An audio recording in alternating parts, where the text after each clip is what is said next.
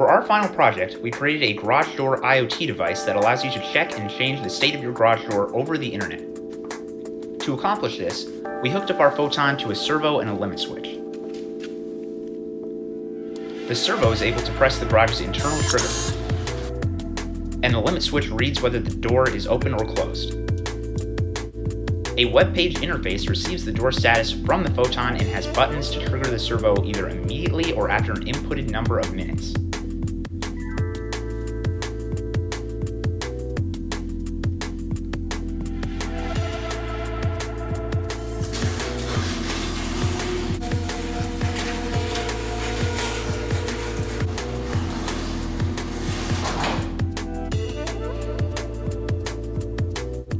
The GarageView webpage will alert you if an attempted door state change didn't go through.